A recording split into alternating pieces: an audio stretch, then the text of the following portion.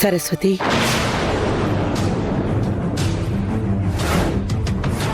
నువ్వా? అవును, నేనే. నువ్వు చేసే ప్రతి పనికి, దానిలోని తప్పొప్పులకు ప్రత్యక్ష సాక్షిని. ఇప్పుడెందుకొచ్చావు? నేనేం తప్పు చేశాను? నువ్వు చేసిన తప్పు నీకు తెలియడం లేదు. పైగా ఎంతో గొప్ప పని చేశాననుకుంటున్నావు.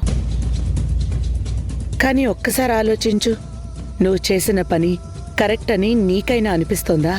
నువ్వు మాట్లాడేది దేని గురించి? నీ స్థానంలోకి ఎవరినో పంపించి నువ్వో ఉత్తమురాలికి న్యాయం చేశాను అనుకుంటున్నావు కదా, దాని గురించి. తనకి నా భర్త వల్ల అన్యాయం జరిగింది, నేను న్యాయం చేయాలనుకుంటున్నాను. మరి నీ సంగతేంటి? నువ్వేం త్యాగం చేశావో నీకు తెలుస్తోందా? ఒకటి త్యాగం చేసినా ఇంకొకటి కొనుక్కోవచ్చు అనుకోవడానికి అది వస్తువు కాదు, తాళిబొట్టు. ఆడది దేన్నైనా పంచుకుంటుంది గాని మంగళసూత్రాన్ని మరొకరితో పంచుకోదు. పంచుకుని ఏ ఆడది సుఖంగా ఉండలేదు.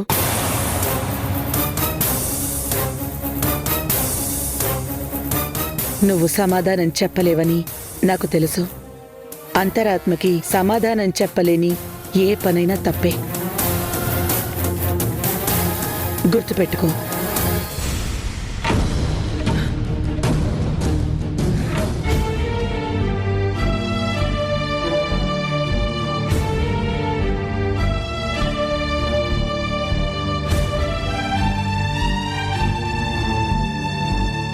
రిషి కొంచెం కూడా శ్రద్ధ తీసుకోవడం లేదు. ఇది సాత్విక్ అయితే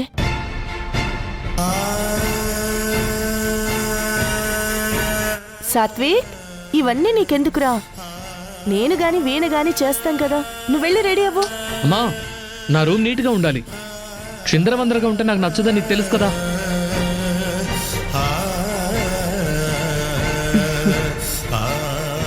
ఏమైనా సాత్విక్ దారి వేరు. వాడు ఈ కాలం కుర్రాడు కాదు.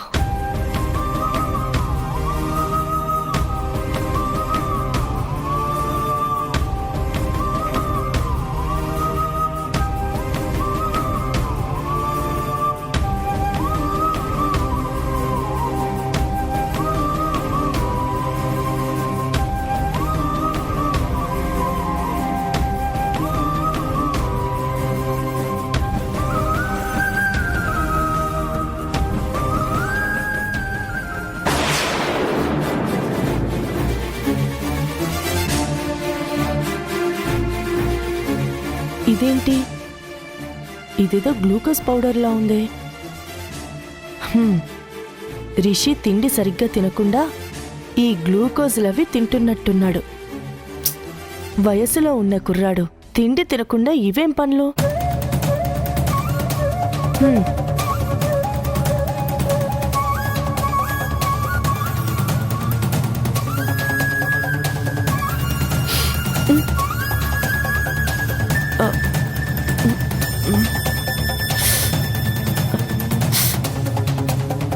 ఏంటిది?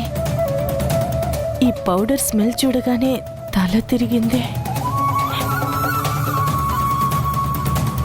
తను నీ భార్య కదా. సరస్వతి, నా పేషెన్స్ ని టెస్ట్ చేయకు. నువ్వు చెప్పిన పని చేసి మాట నిలబెట్టుకున్నాను. అలాగే నువ్వు కూడా మాట నిలబెట్టుకో. అప్పుడే కాదు, మీరు చెయ్యాల్సిన పని ఇంకొకటి కూడా ఉంది. ఏంటది? ఇప్పటి వరకు మన కంపెనీలకున్న సరస్వతి ఇండస్ట్రీస్ అన్న పేరుని తీసేసి పార్వతి ఇండస్ట్రీస్ అని పెట్టాలి. అప్పుడే నేను ఇంటికొస్తాను. ఏంటి, వేలాకోలంగా ఉందా? లేకపోతే నీకేమైనా పిచ్చి పట్టిందా? నేను కష్టపడి సంపాదించిన ఆస్తి మొత్తం వాళ్ళ పేరు మీద రాయాలా? దీనికి నేను ఒప్పుకోను. ఎందుకు ఒప్పుకోరు? ఇదంతా పార్వతిచ్చిన పెట్టుబడితోనే కదా సంపాదించింది. చూడు సరస్వతి, వింటున్నాను కదా అని నీ ఇష్టం వచ్చినట్టు మాట్లాడకు. అసలు నా ఇండస్ట్రీస్ అన్ని నీ పేరు మీద పెట్టడమే తప్పు. ఇప్పుడు అన్ని ఆ పార్వతి పేరు మీద రాయాలా? అవును, అలా చేస్తేనే మీ బంధం లీగల్గా ఆఫీషియల్గా అనౌన్స్ చేసినట్టు అవుతుంది. సరస్వతి, నీ పేరు మీదున్న పొలాన్ని కార్తికేయ పేరు మీద రాస్తేనే రిషి చాలా గొడవ చేశాడు. ఇప్పుడు ఆస్తి మొత్తం రాస్తే ఊరుకుంటాడా? వాడికి నేనేం చెప్పాలి? మీ ఇష్టం, మీరేం చెప్తారో చెప్పుకోండి. నేను చెప్పినట్టు చేస్తేనే ఇంటికొస్తాను, లేకపోతే పోలీస్ స్టేషన్కి వెళ్తాను. సరస్వతి,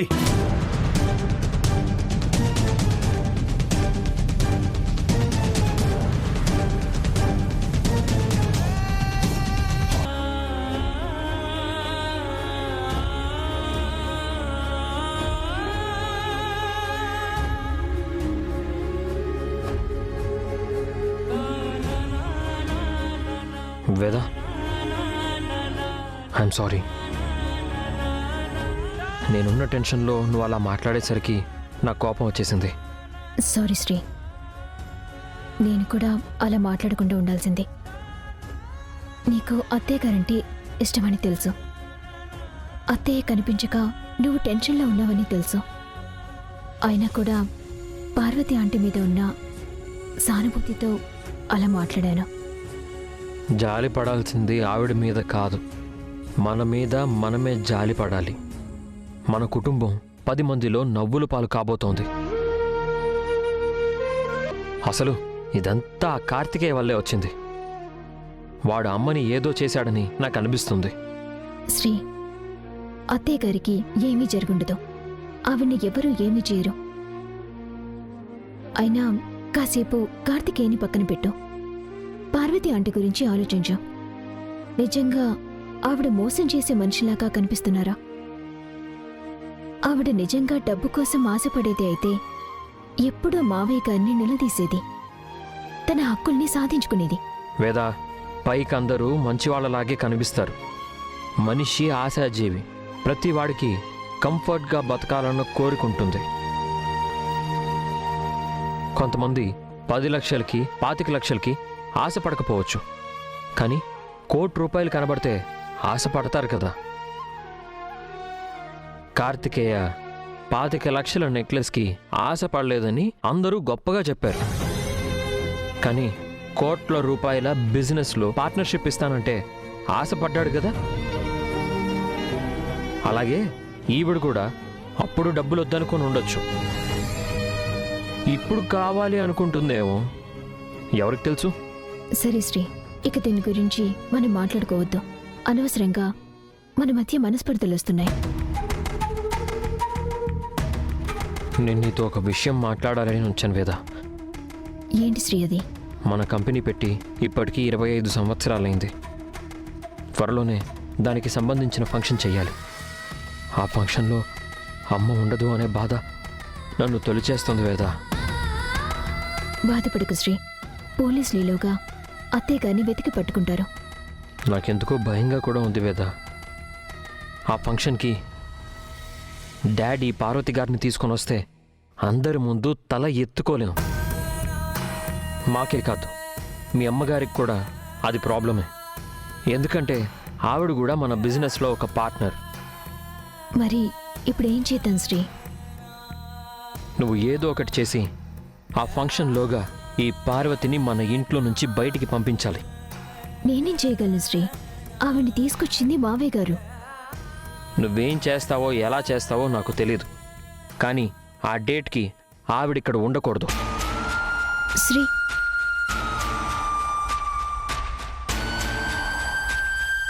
18వ తారీఖు ఇంకా ఎన్ని రోజులుంది కార్తీక్?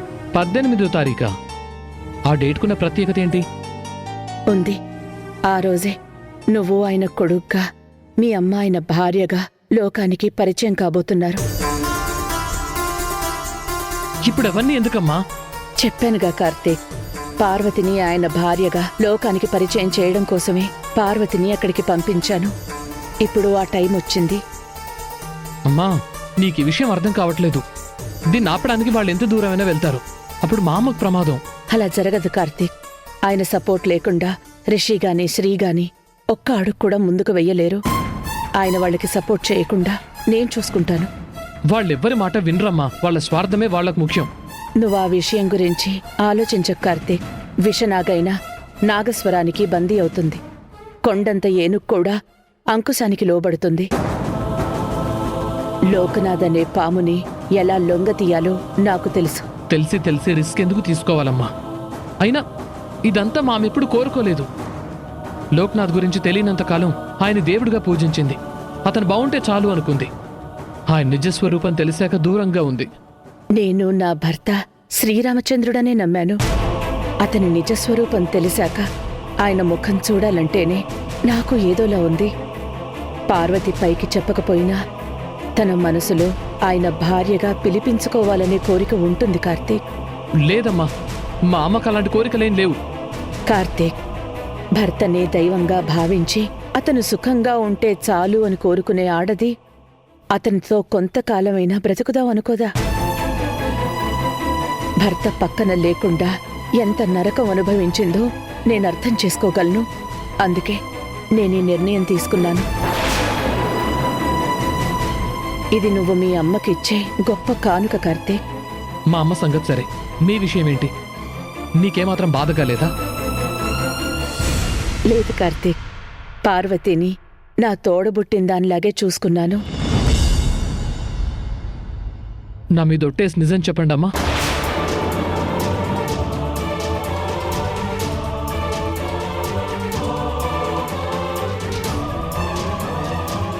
కార్తీక్, నిజం చెప్పాలంటే ఏ ఆడదానికైనా భర్తని మరో ఆడదానితో పంచుకోవడం కష్టంగానే ఉంటుంది. కానీ నా కుటుంబం వల్ల మీ కుటుంబానికి అన్యాయం జరిగింది. అప్పుడు మాకు ఆయన న్యాయం చేసి అన్యాయం మీకు చేస్తే ఇప్పుడు నీకు అవకాశాలు చెడగొట్టి నా బిడ్డలు నీకు అన్యాయం చేస్తున్నారు. వీటన్నింటినీ అంతం చెయ్యాలని నేను ఈ పని చేస్తున్నాను. సరే అమ్మా, ఇదంతా వదిలేసి నువ్వు నీ కుటుంబం సంతోషంగా ఉంటే చాలు. చాలదు కార్తీక్, నాతో పాటు మీరు కూడా సంతోషంగా ఉండాలి. నువ్వు నా కట్టు చెప్పకు.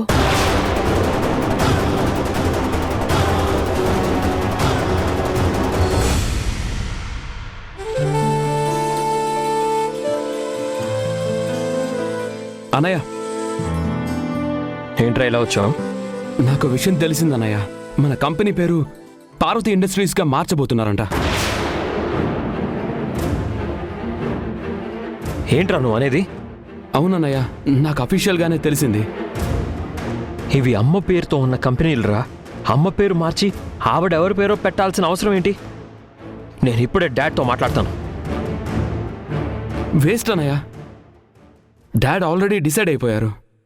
మనమే ఏదో ఒకటి చేయాలి. నువ్వు అను చాలు, ఆ పార్వతిని చంపేస్తాను. రిషి, మనం తొందరపడితే ఫ్యామిలీ మొత్తం అల్లరవుతుంది. అయితే అవ్వనే అన్నయ్య. వాళ్ళు మోసంతో మన ఆస్తులన్నీ దక్కించుకోవాలనుకుంటున్నారు. అదే జరిగితే మనం ముష్టెత్తుకొని బ్రతకాల్సిందే. ఏంటి, ఏమైంది? వాళ్ళు చాలా చేస్తున్నారు, మీరు మాత్రం మా అమ్మను కూడా పట్టుకోలేకపోతున్నారు. నా పని నేను చేస్తున్నాను, కానీ ఆవిడ ఆచూకీ తెలియడానికి కొంచెం టైం పడుతుంది. ఇంకా ఎంతకాలం సార్? వాళ్ళు ఇక్కడ చాలా చాలా చేస్తున్నారు. వాళ్ళు చేసే పనులకి మా రిషికి కోపం వస్తుంది. ఏవేవో చేస్తాను అంటున్నాడు. చూడండి, ఆవిడ్ని కిడ్నాప్ చేసినట్టు గాని బలవంతంగా ఎక్కడికో తీసుకువెళ్ళినట్టు గాని ఏ ఆధారము మన దగ్గర లేదు. వాళ్ళని మనం ప్రెజర్ చేసి మీ అమ్మగారు ఎక్కడున్నారు అని అడిగితే తెలీదు అని చెప్తారు. పైగా ఇప్పుడు వాళ్ళ అమ్మగారు మీ దగ్గరే ఉన్నారు కాబట్టి వాళ్ళు లేనిపోని బంధాలు పెట్టి మీ కుటుంబాన్ని అల్లరి చేస్తారు. పైగా వాళ్ళ అమ్మగారు ఇప్పుడు మీ దగ్గరే ఉంది కాబట్టి వాళ్ళు లేనిపోని బంధాలు బయటపెట్టి మీ కుటుంబాన్ని అల్లరి చేస్తారు. ఏంటి సార్ ఇది? ప్రతిదానికి ఇలా అడ్డంకులు చెప్తున్నారు.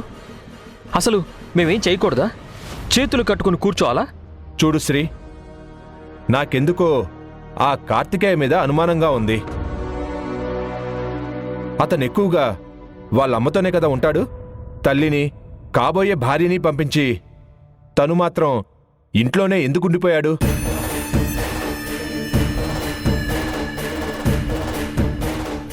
పార్వతి గారు మీ ఇంట్లో ఉన్నప్పుడు సరస్వతి గారు ఎక్కడో ఒక చోట ఉండాలి కదా. ఆ విషయం ఖచ్చితంగా ఆ కార్తికేయకి తెలిసే ఉంటుంది. బామ్మగారు, మేము సరస్వతి గారి కోసం వచ్చాం. ఒక్కసారి పిలుస్తారా?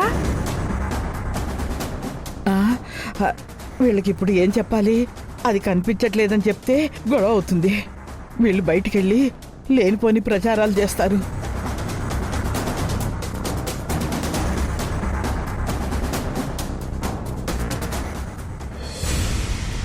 సరస్వతి గారిని పిలవమంటే అలా ఆలోచిస్తారండి బామ్మగారు.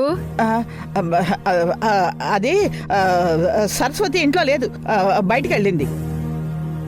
అయ్యో చాలా కాలం అయిందే, కాసేపు కూర్చుని ఆవిడతో కబుర్లు చెప్దాం అనుకున్నాం.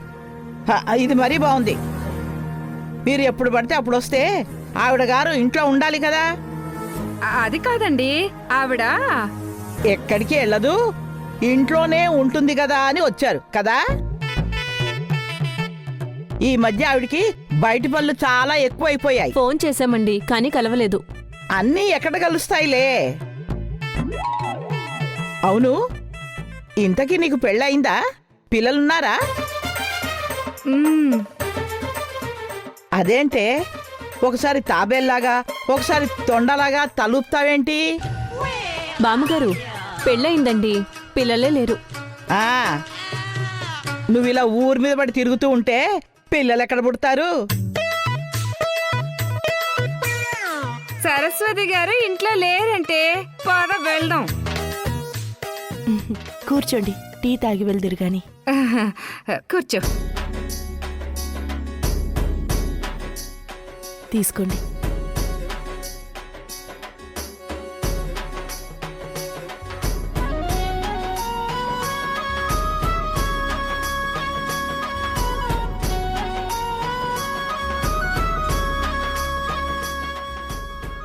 టీ చాలా బాగుంది.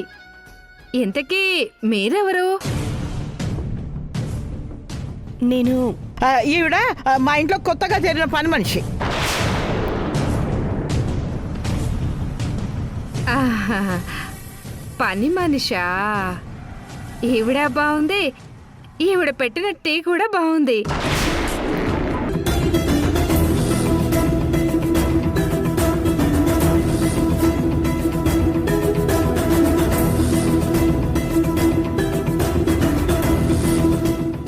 ఈ సరస్వతి కేసు తలనొప్పిగా తయారైంది.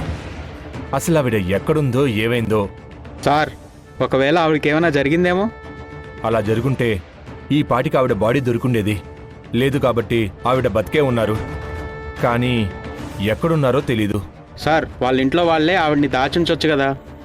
లేదు, అలా జరిగితే వాళ్ళే మనకి రిపోర్ట్ చేయరు. సరస్వతి గారి మిస్సింగ్ కేసుకి వాళ్ళ ఫ్యామిలీ మెంబర్స్కి సంబంధం లేదు.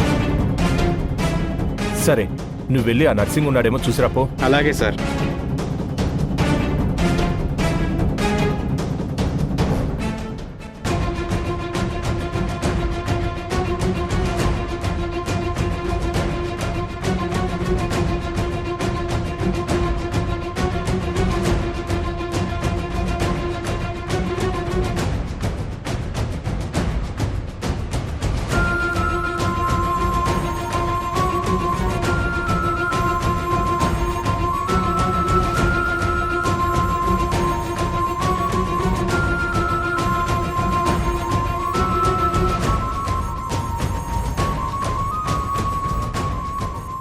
మీరు అలా కాసేపు రెస్ట్ తీసుకోండమ్మా. జాగ్రత్త. సార్, మనం వెతుకుతున్న ఆవిడ ఆ కార్లో ఉందో చూడండి.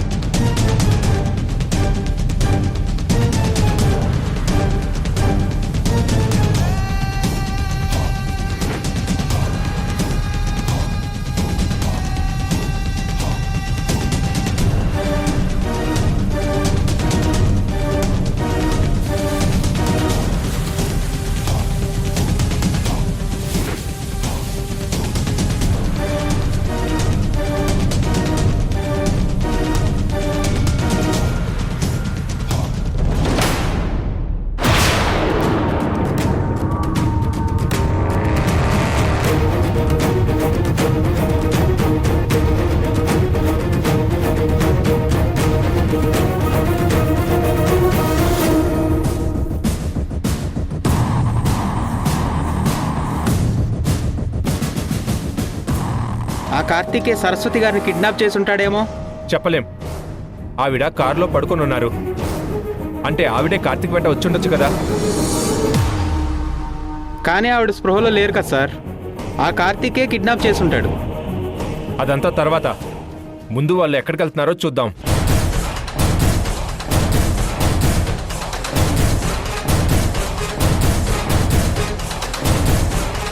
వెంకటేష్ గారు, మీకు ఎలాంటి ఇన్ఫర్మేషన్ దొరికినా నాకు వెంటనే కాల్ చేసి చెప్పండి. ఓకేనండి, థ్యాంక్ యూ. మామ్, అత్తయ్య గారు రాజుకి ఏమైనా తెలిసిందా? ఇంకా లేదు వేదా. వెంకటేష్ ఆ పని మీదే ఉన్నారు. అన్ని చోట్ల మీ అత్తయ్య గారి కోసం ఎంక్వైరీ చేస్తున్నారు. మామ్, అత్తయ్య గారికి ఏమీ జరుగుండదు కదా? ఏం జరగదులే వేదా. ఆవిడలాంటి మంచి మనిషికి అపకారం చెయ్యాలని ఎవ్వరూ కోరుకోరు. అయినా నువ్వెందుకలా ఆలోచిస్తున్నావు? ఏమో మామ్, ఆవిడ లేకపోతే ఏదోలా ఉంది. ఈ ఇంట్లో ఆవిడికి నేను, నాకు ఆవిడే తోడు. వేదా, ఆవిడ నీకేదైనా చెప్తే నువ్వు హెల్ప్ చేయగలవు. ఆవిడ చెప్పకుండా నువ్వేం చేస్తావు?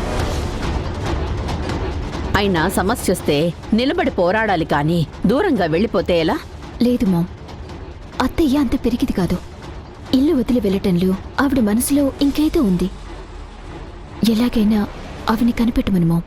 అత్తగారి గురించి నువ్వు పడే తపన నాకు తెలుస్తోంది. కానీ మనం పోలీసుల్ని తొందర పెట్టలేం కదా. వాళ్ల పద్ధతిలో వాళ్ళని ఇన్వెస్టిగేట్ చేయనివ్వాలి. నువ్విక్కడున్నావా? నీకోసం ఇల్లంతా వెతుకుతున్నాను. ఏమిందండి? శ్రీకి ఒళ్ళు కాలిపోతుందమ్మా. బాగా జ్వరం వచ్చినట్టుంది. అవునా? ఇందాక నేను మాట్లాడినప్పుడు కూడా బాగానే ఉన్నాడే.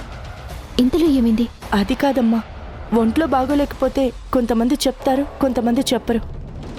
అవతల మనిషి చెప్పినా చెప్పకపోయినా తెలుసుకోవడం భార్యగా నీ ధర్మం. అందులోనూ శ్రీకి వాళ్ళమ్మంటే చాలా ఇష్టం.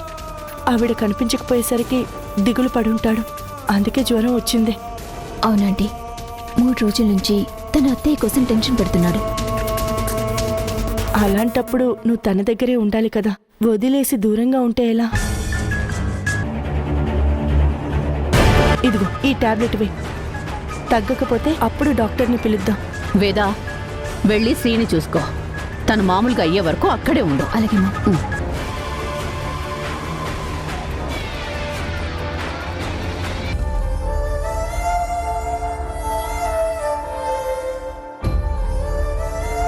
శ్రీ, ఒళ్ళు కాలిపోతుంది. ఇంత జ్వరంగా ఉంటే నన్ను పిలవలేదేంటి? నువ్వేదో పనిలో ఉన్నావు కదా వేదా, నిన్ను డిస్టర్బ్ చేయడం ఎందుకని పిలవలేదు. నేను పనిలో ఉంటే మాత్రం నువ్వు పిలవా? ఫీవర్లో నీకేమైనా అయ్యుంటే? డోంట్ బి సిల్లీ వేదా, ఇది చిన్న ఫీవరే. దానికి ఎందుకు ఇంత హడావిడి చేస్తున్నావు? లేదు శ్రీ, నిన్ను పట్టించుకోకుండా పని చేసుకోవటం నా తప్పే. I'm sorry Sri. ముందు టాబ్లెట్ వేసుకో.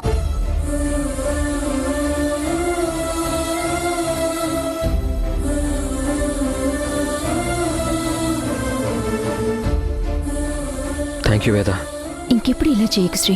నీకొంట్లో బాగోకపోతే వెంటనే నాకు చెప్పు. పార్వతి అంటే వచ్చి నీకు ఫీవర్ అని చెప్పి టాబ్లెట్ వేయమని ఇచ్చే వరకు నాకు తెలియలేదు. ఏంటి? ఆవిడ నీ దగ్గరకు వచ్చి నాకు ఫీవర్ అని చెప్పి టాబ్లెట్ ఇచ్చిందా? అవును, ఆంటీ చెప్తేనే నాకు ఈ విషయం తెలిసింది. ఆవిడిచ్చిన టాబ్లెట్ నాకు ఇచ్చావా? నీకు బుద్ధుందా లేదా? ఏమైంది శ్రీ? ఇందులో తప్పే ఉంది. తప్పా తప్పున్నారా? నా గురించి పట్టించుకోవడానికి ఆవిడెవరు? వేదా, నీకిప్పటికే చాలాసార్లు చెప్పాను, ఇప్పుడు మళ్ళీ చెప్తున్నాను. నాకు అమ్మ ఒక్కరే. ఆవిడ పేరు సరస్వతి. మిగిలిన వాళ్ళెవరు మా అమ్మలు కారు. శ్రీ, అంత ఆవేశపడుకో. అసలు నీకు ఒంట్లో బాగోలేదు. Veda, this is the last warning. ఇంకోసారి నువ్వు ఆవిడ్ని సపోర్ట్ చేస్తే నా జీవితంలో నువ్వుండవు. శ్రీ,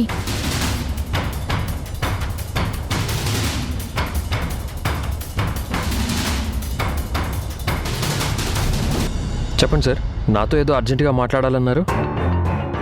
శ్రీ, నేను మీ అమ్మగారిని చూశాను. ఏంటి సార్, మా అమ్మగారిని చూసారా? ఎక్కడ చూశారు? తీసుకురాపోయారా? నేను అలాగే అనుకున్నాను. అసలు ఏం జరిగిందంటే,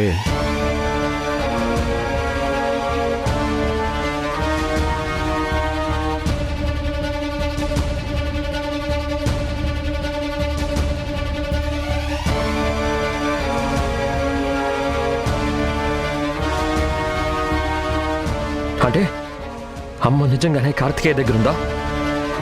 మీరు కరెక్ట్గానే చూసారా? చూశాను శ్రీ. కానీ ఆవిడ నిద్రపోతున్నట్టు పడుకుని ఉన్నారు. ఆవిడ స్పృహలో ఉన్నారో లేదో తెలీదు. ఇదంతా వాడి కుట్రే. మొదటి నుంచి వాడు మమ్మల్ని దెబ్బతీయడానికి ఇలా ఏదో ఒకటి చేస్తూనే ఉన్నాడు. మీ రెండు కుటుంబాల మధ్య ఏవో డిఫరెన్స్లున్నాయి శ్రీ. వాటి గురించే ఈ గొడవలన్నీ జరుగుతున్నాయి. నేనిప్పుడే వెళ్ళి వాడి అంతు చూస్తాను. మా అమ్మని ఎందుకు కిడ్నాప్ చేశాడో అడుగుతాను. శ్రీ ఆగు. ఏంటన్నాయా, ఏమైంది? అమ్మని కార్తికేయ దగ్గర వెంకటేష్ గారు చూశారట.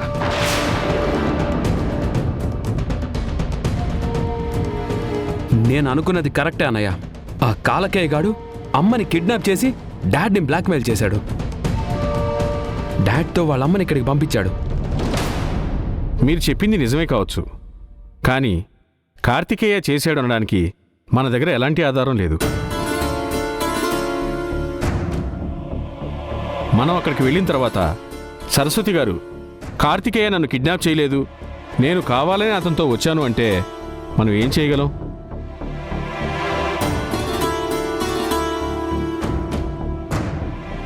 అలాగని అమ్మని వాడి దగ్గర వదిలేసి చేతులు కట్టుకొని కూర్చోవాలా?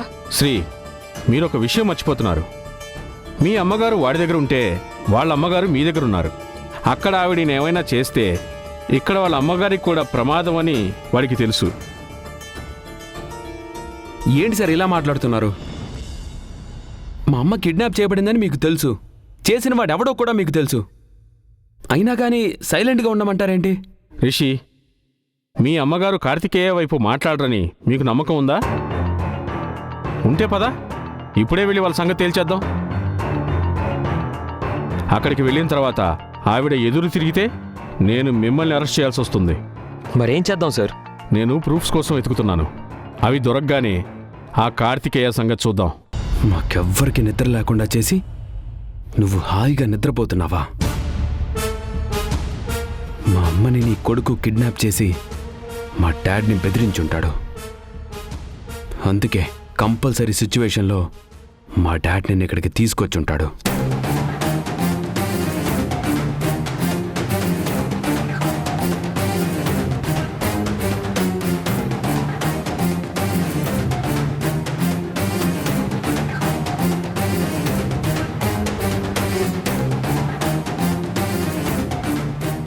నిన్నెప్పుడో ఫినిష్ చేస్తానని మా అన్నయ్యతో మా డాడ్తోనూ చెప్పాను, కానీ వాళ్ళు వద్దు అన్నారు. ఇప్పుడు మాత్రం నన్ను ఆపడం ఎవ్వరి వల్ల కాదు.